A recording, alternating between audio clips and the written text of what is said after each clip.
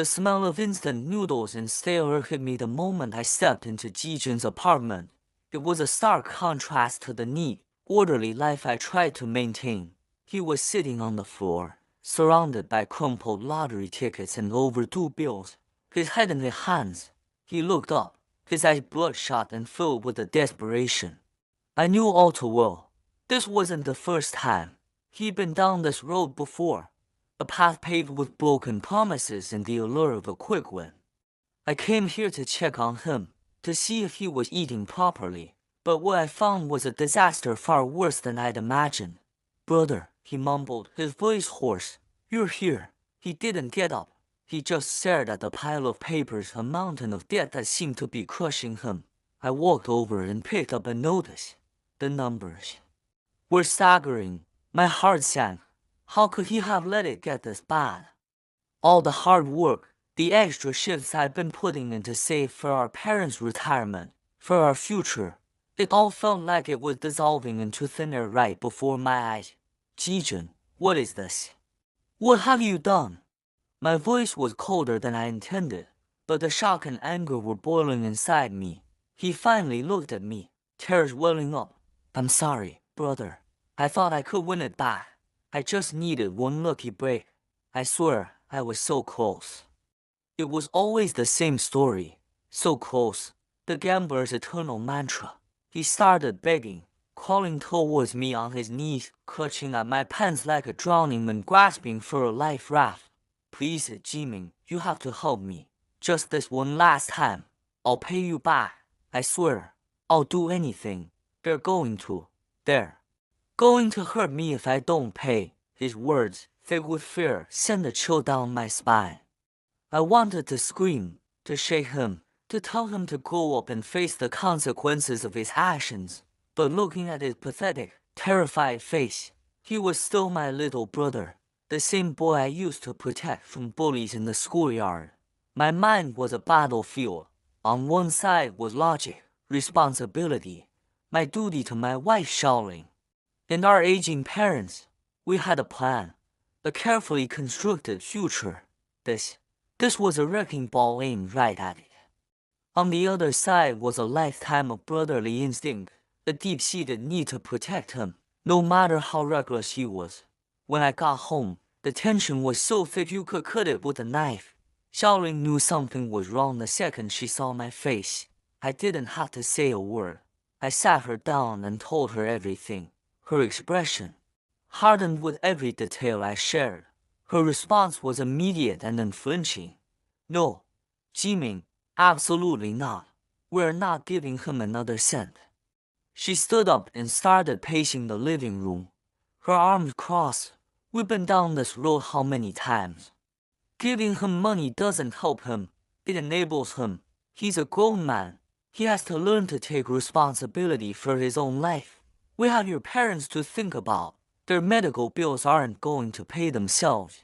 She was right. Every word she said was logical, practical, and undeniably correct. But my heart was in knots. "But Xiaoling," I pleaded, "he's scared. They're threatening him. He's my brother."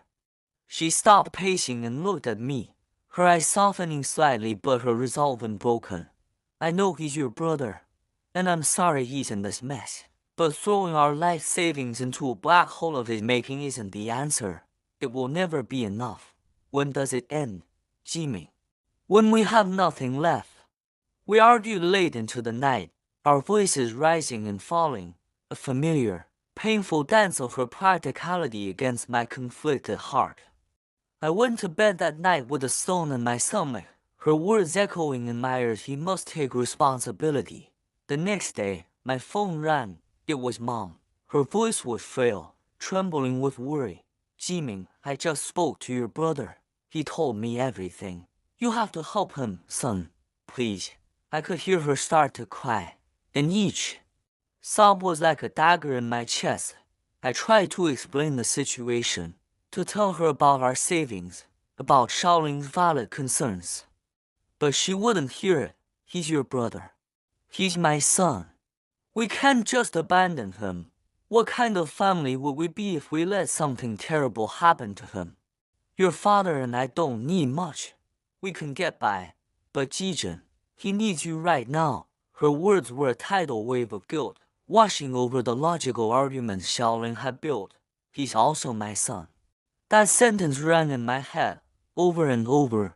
It was emotional blackmail. But it was effective. How could I say no to my mother?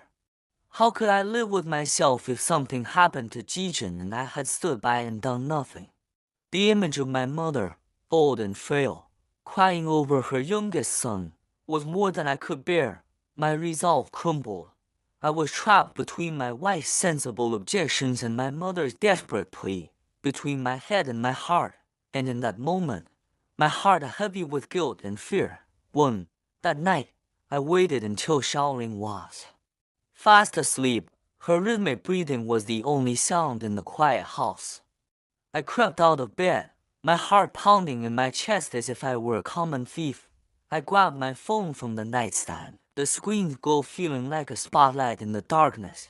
My hands were shaking as I opened the banking app.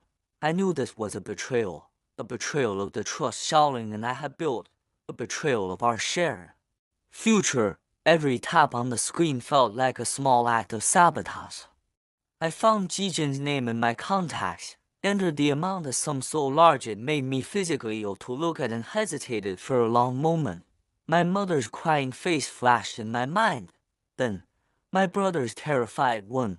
I took a deep breath and hit confirm. The notification popped up instantly, transfer successful. A wave of relief, mixed with profound guilt, washed over me.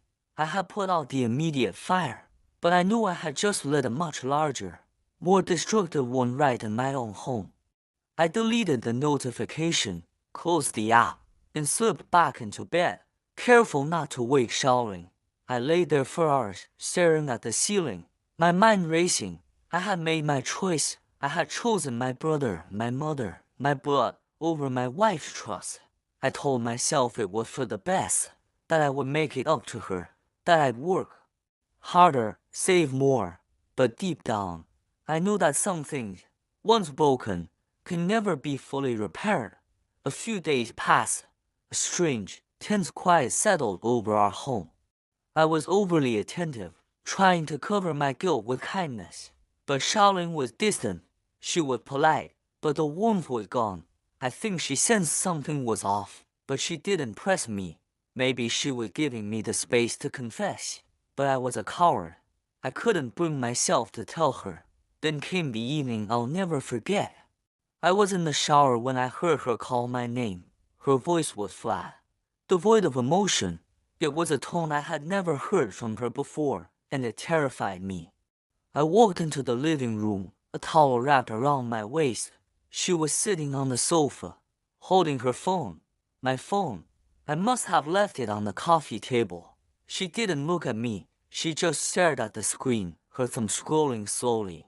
I needed to check the account for the utility bill, she said, her voice barely a whisper. I saw the transfer. Jieming. She finally lifted her head, and her eyes were filled not with the anger I had expected, but with a deep, profound hurt that shattered me completely. She didn't need to say anything else. The evidence was right there, the digital testament to my betrayal. The silence in the room was deafening, broken only by the sound of my own world falling apart.